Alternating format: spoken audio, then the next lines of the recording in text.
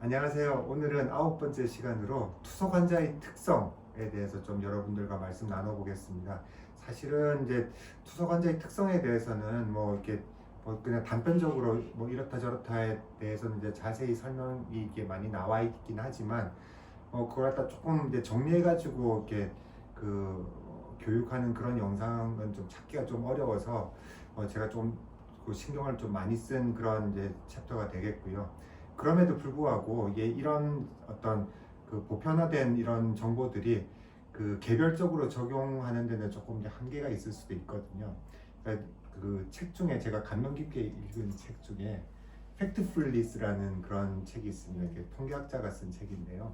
거기 보면은 이제 우리가 이제 빠지기 쉬운 오류 그런 거에 대해서 이제 많이 이게 그 왜 그런지 그리고 어떻게 극복할 수 있는지 그런 것들을 이렇게 다뤘는데 일반화의 본능이라는 게 있어요. 그래서 우리가 이제 어떤 그 정보를 갖다 얻으면은 그런 걸가 이제 다 그럴 것이다 라고 이제 일반화시키는 그런 본능이 있거든요. 그래서 오늘 제가 이제 드리는 말씀이 투석 환자는 의뢰 다 그럴 것이다 이렇게 조금 이렇게 오류에 빠지지 않기를 조금 이게 그래서 이제 좀 조심스럽게 한번 말씀을 할 때 좀 시작해 볼까 합니다. 그 투석 환자들 병원을 가 보시면은 이게 진짜 뭐 정말 노인 환자들이 많구나라는 걸 느끼시게 될 건데요. 그 점점점 이렇게 노인 환자들의 비율이 이제 늘어나서 우리나라 지금 평균 그 투석 환자들의 평균 나이는 65세를 넘었습니다. 65.6세가 되겠고, 그래서 이제 65세 이상 환자들이 55.3%에 달한다고 하거든요.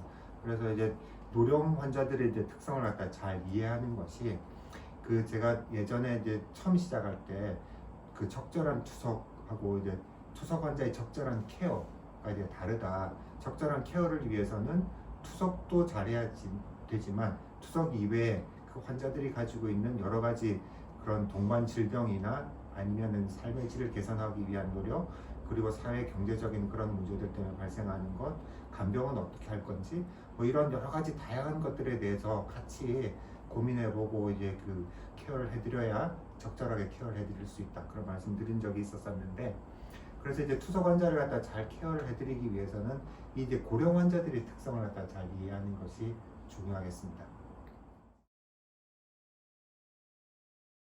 이제 쇠약이라고 하는 것은 그러니까 그 어떤 우리 몸에 내부 또는 이제 외부에서 뭔가 이제 스트레스가 생길 때 스트레스 여러분들 뭐 생각하면 심리적인 스트레스만 많이 생각을 하는데 심리적인 것뿐만이 아니라 이제 신체적으로 오는 그런 뭐 상황도 이제 스트레스라고 하거든요. 그런 거에 이제 대처할 수 있는 그런 능력이 많이 떨어져 있기 때문에 자칫 잘못하면은 아주 쉽게 조그만한 그런 충격에도 그런 걸 할 때 견뎌내지 못하고 매우 취약해져 가지고 질병이 이제 쉽게 생길 수 있고 약 악화될 수 있는 그런 상황을 갖다 쇠약이라고 해요. 그러니까 뭐 간단하게 뭐 좀 그 비유를 들자면은 은행 잔고가 별로 없는 거예요. 그래서 이제 근근히 살아가는 사람이 갑자기 이제 예기치 못한 그런 지출이 이제 생겼을 때 아주 그게 이제 사소한 지출이라고 하더라도 굉장히 좀 치명적일 수 있잖아요. 그런 상황이 이제 쇠약이라고 보시면 되겠습니다. 그 투석 환자에서는 그 뭐 연구에 따라서 다르긴 하지만 한 20에서 70% 정도가 이제 쇠약이 동반이 된다고 해요. 그래서 이제 나이가 많으면 많을수록 동반 질병이 많으면 많을수록 쇠약 환자들의 비율은 이제 더 늘어나게 되고요. 그래서 그런 환자에서는 사망률도 2배 이상 높습니다. 그래서 이제 쇠약한지 아닌지를 갖다 잘 판단하고 쇠약하다면 조금 더 이렇게 그 신경을 갖다 더 쓰드리는 그런 것들이 좀 필요하겠죠. 투석 환자들은 뭐 소문이 다 나 있죠. 까다롭기로. 그래서 이제 뭐 투석 환자들을 갖다 이렇게 대하면은 이게 오랫동안 대한 분들은 저절로 그거는 이제 철도 들고 그리고 이제 뭐 그 돌을 갖다가 이렇게 통한다. 그런 이제 속담도 있는데요.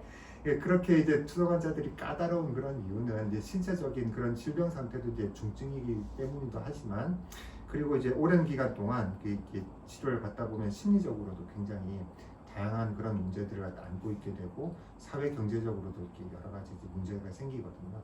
그런 것들 때문에 이제 심리적으로 이렇게 굉장히 안 좋은 문제들이 많이 생기는데, 여기 나와 있는 이 네 가지 문제, 그러니까 불안, 우울, 그리고 이제 선망이나 치매와 같은 인지기능 장애, 그리고 약물이나 아니면은 알코올 오남용 같은 그런 뭐 네 가지 문제 중에서 하나 이상을 가지고 있는 투석 환자가 70%를 넘는다고 합니다.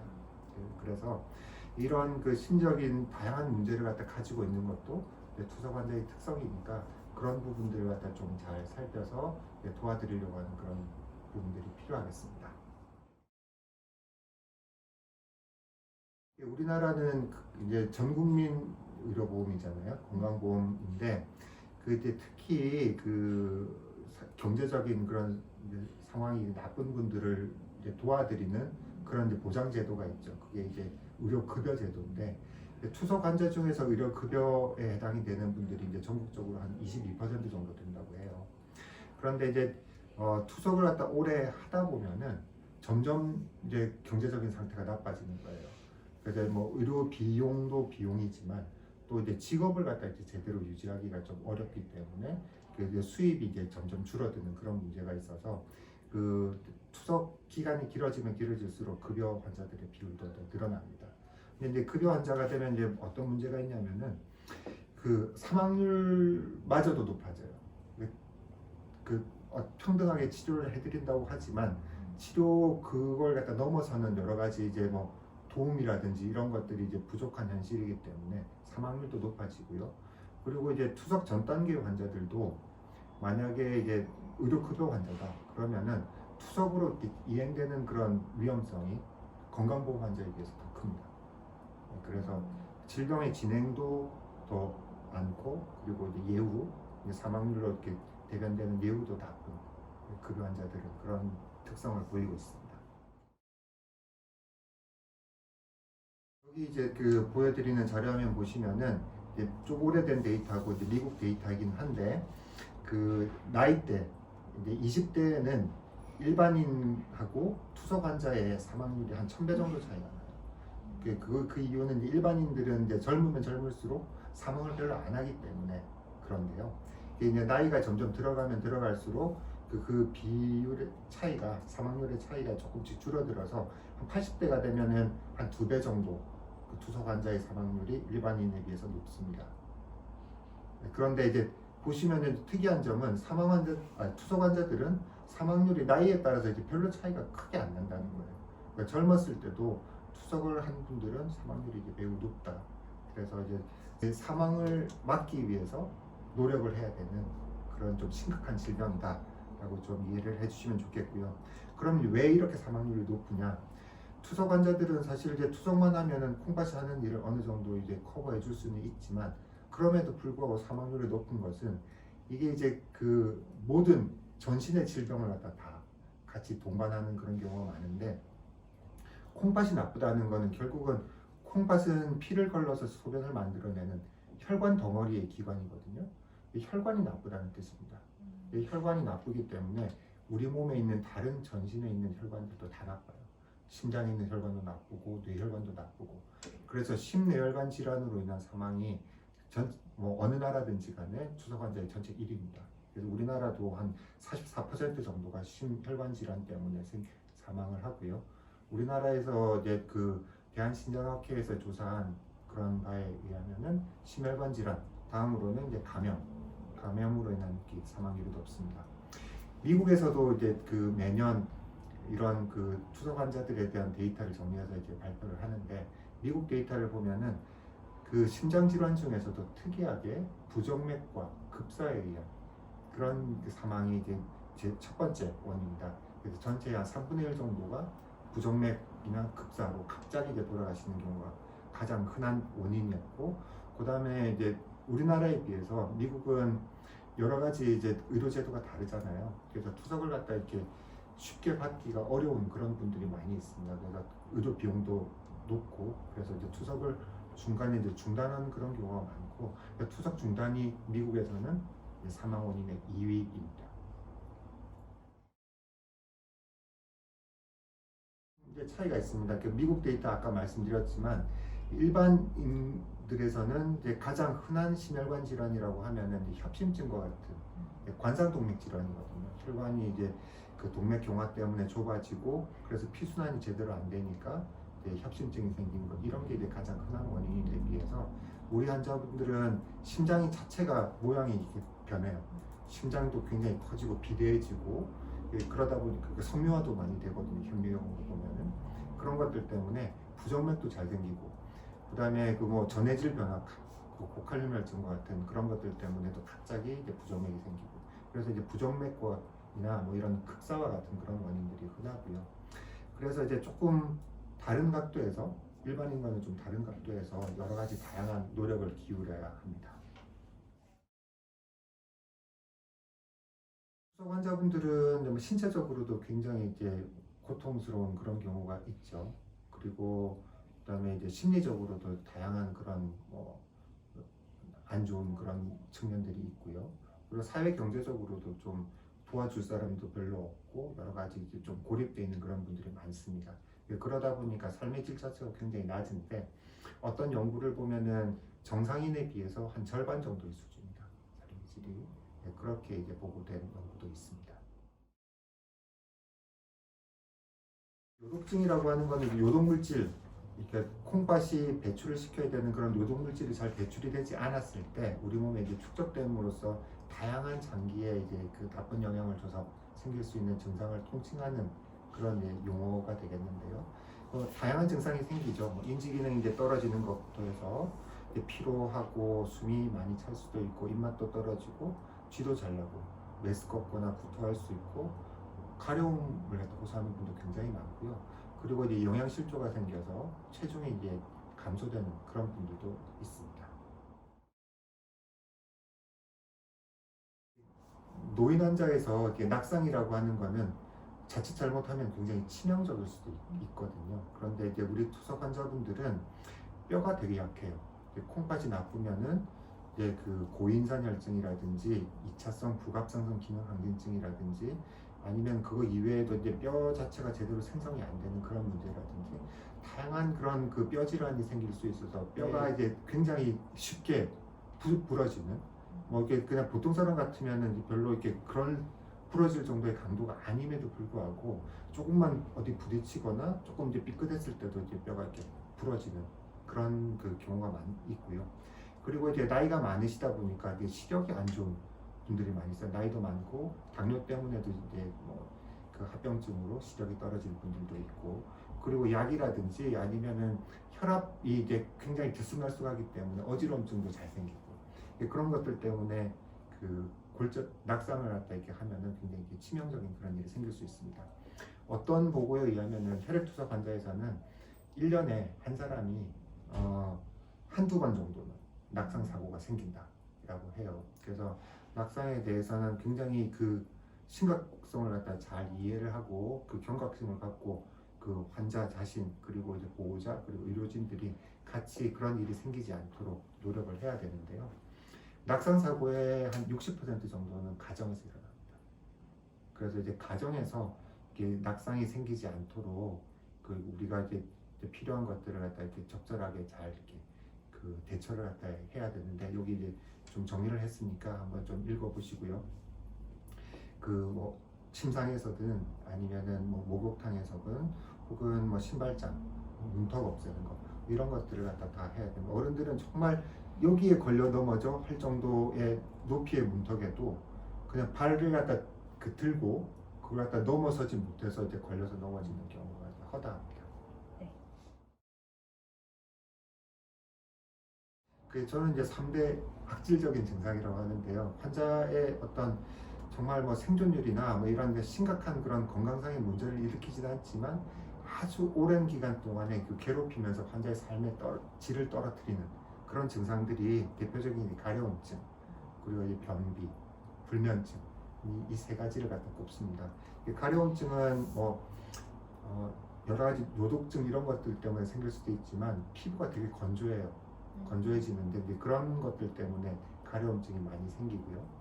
그 다음에 이제 변비는 뭐 워낙 연로하고 쇠약하기도 하지만 그 투석 환자들이 복용하는 필수 약제들 중에서 뭐 인약이라든지 아니면 철분제 뭐 이런 것들은 대표적으로 이제 변비를 일으키는 그런 약재들이고 그러다 보니까 그리고 또 이제 물 많이 못 마시죠. 네. 그다음에 야채 못 먹게 하지.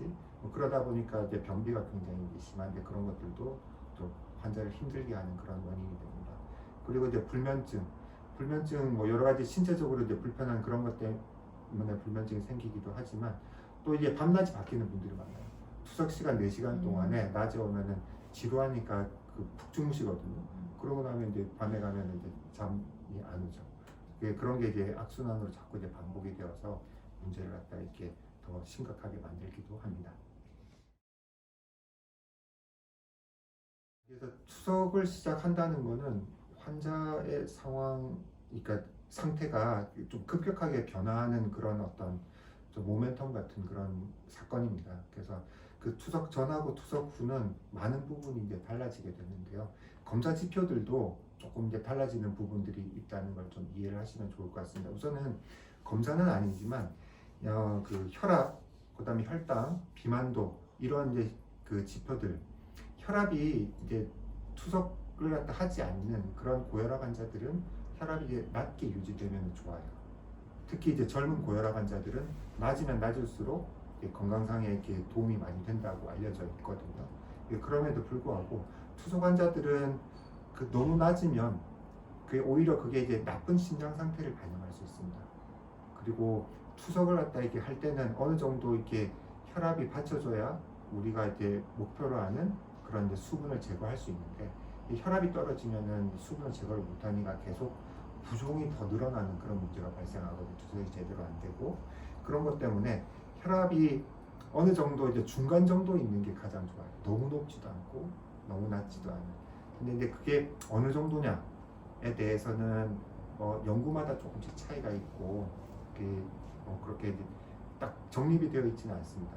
근데 이제 대략 투석 전 혈압이 한 140에 140 정도, 이 정도가 이제 가장 적절한 걸로 되어 있고요. 어떤 연구를 보면은 180 이상 되더라도 특별히 이렇게 나쁜 일이 더 많이 생기진 않더라, 위험하진 않더라 그런 연구도 있습니다. 그리고 이제 혈당도 이제 당뇨 환자들은 이제 혈당을 잘 조절하기 위해서 꽤 오랜 기간 동안 노력을 하시다가 이제 투석을 갖다 이게 하게 되는데 그러면은 투석을 갖다 시작한 후에도 혈당을 갖다 아주 적극적으로 조절해야 될 것이냐? 이 투석 환자들은 고혈당의 위험도 있지만 고혈당도 잘 생기지만 저혈당도 굉장히 잘 생겨요. 식사를 제대로 못하고 입맛이 없어서 그 다음에 뭐 투석을 하다 보면은 이제 식사를 갖다 이제 거르는 제대로 이렇게 못하게 되는 그런 경우도 많고요. 뭐 그러다 보니까 이제 저혈당도 잘 생기는데 이 저혈당이 생겼을 때 굉장히 위험할 수 있습니다. 그러다 보니까 이 혈당을 갖다 이제 저혈당이 안 생길 정도로 조금 이제 높게 유지하는 게 중요해요. 그리고 조금 굉장히 높다고 하더라도 사실은 소변이 안 나오면은 급성 합병증, 고혈당의 급성 합병증은 거의 안 오거든요. 그런 것들도 있기 때문에 혈당이 높은 분들은 좀 단계적으로 서서히 이제 또 떨어뜨리려고 하는 노력은 필요하지만 너무 급격하게 저혈당이 생길 우려에도 불구하고 이렇게 낮추는 것은 권장되지는 않습니다. 그리고 이제 비만도 같은 경우도 이게 이제 너무 비만하면 안 좋겠지만 이 비만도가 떨어진다는 것은 바로 투석 환자에서는 영양실조하고 직결되는 그런 문제예요. 그래서 비만도도 이제 연구를 해보면은 U자형으로 비만이 너무 비만한 사람도 사망률이 높아지지만 비만도가 너무 낮은 사람도 사망도가 높아요. 그래서 어느 정도 적절하게 체중을 유지하는 것이 좋겠습니다. 검사 결과들도 이제 조금 이제 해석하는 데 주의가 필요한데요. BUN이라고 하는 그런 지표는 혈액 요소 질소죠. 이거는 이제 투석 전 단계에서는 콩팥 기능을 갖다 이렇게 어느 정도 이렇게 알아봐 줄 수 있는 지표가 됩니다. 그런데 투석을 한 이후에는 투석을 통해서 이제 BUN도 빠져나가기 때문에 이게 이제 뭐 투석에 따라서 이렇게 오르락 내리락 하는 거죠. 그렇기 때문에 더 이상 콩팥 기능을 갖다 대변해 줄 수 있는 지표는 아닙니다. 그럼 어떤 의미가 있냐면은 BUN이라고 하는 건 결국은 우리가 이제 섭취한 단백질을 갖다 이제 소화하는 과정에서 만들어지는 그런 물질이기 때문에 우리가 식사를 잘 하느냐, 단백질 섭취를 잘 하느냐 하는 영양 지표로서의 의미가 하나 있겠고요. 그 다음에 이게 이제 투석으로 잘 빠져나가는 물질이다 보니까 투석이 제대로 안 되면은 높아질 수 있습니다. 그래서 이제 뭐 식사를 갖다 잘 하느냐, 그리고 투석이 잘 되느냐, 이런 거를 갖다 이렇게 좀 알아볼 수 있는 지표다라고 생각하면 좋을 것 같고요. 마찬가지로 크레아티닌이라고 하는 물질도 투석을 통해서 이제 제거가 되기 때문에 더 이상 투석하시는 분에서는 콩팥 기능을 갖다 이렇게 알아봐 줄 수 있는 지표는 아닙니다. 콩팥 이게 투석을 하기 전 단계에서 크레아티닌은 사구체 여과율을 계산하는 그런 지표가 되기 때문에 신장 기능을 평가하는 굉장히 중요한 그런 검사 항목이죠. 그런데 더 이상 투석을 하는 분에게서는 신장 기능을 크레아티닌으로 평가할 수는 없다. 크레아티닌은 어떻게 보면은 이게 이제 근육에서 만들어진 노폐물이기 때문에 근육량이 많은 사람은 크레아티닌이 높고 근육량이 적은 사람은 크레아티닌이 낮아요. 그래서 근육량을 갖다 평가해 줄 수 있는 그런 일종의 영양 지표로서 영양 상태를 갖다 평가하는 지표로서 우리가 이렇게 조금 간접적으로 사용해 볼 수도 있습니다. 그리고 이제 알부민이라는 지표 굉장히 이제 중요한데요. 이 알부민은 단백질의 일종이죠. 그래서 이제 단백질 섭취를 많이 해야 수치가 올라가기도 하지만 또 이제 몸 상태가 나쁠 때 우리 몸속에 이제 염증 같은 게 있으면은 소모가 많이 되기 때문에 자꾸 이제 그 수치가 떨어지게 됩니다. 그래서 이 알부민이 정상이라고 하는 거는 이 투석 환자에서 이 환자의 어떤 상태를 그냥 대리해서 나타내 줄 수 있는 표지자가 되는 굉장히 중요한 지표가 돼요. 알부민이 괜찮으면 이 환자는 별 문제가 없구나. 알부민 수치가 떨어지면은 무언가 문제가 있구나. 이렇게 그냥 간단하게 생각해 볼 수 있는 중요한 지표입니다. 그래서 오늘은 여러 가지 이제 투석 환자들의 이제 특성에 대해서 좀 여러분들과 말씀을 나눠봤는데요. 그 투석 환자들은 많은 부분이 이제 투석을 안 하는 환자들에 비해서 이제 다르죠. 그래서 그런 특성을 좀 이해하신다면은 그냥 무작정 까다롭고 그냥 대하기 힘든 그런 환자가 아니라 우리가 이제 의학적으로 잘 관리를 해서 조금 더 이제 좋아지게 해드릴 수 있는 그런 환자라는 걸 이해하실 수 있을 것 같습니다. 오늘 시청해 주셔서 감사합니다.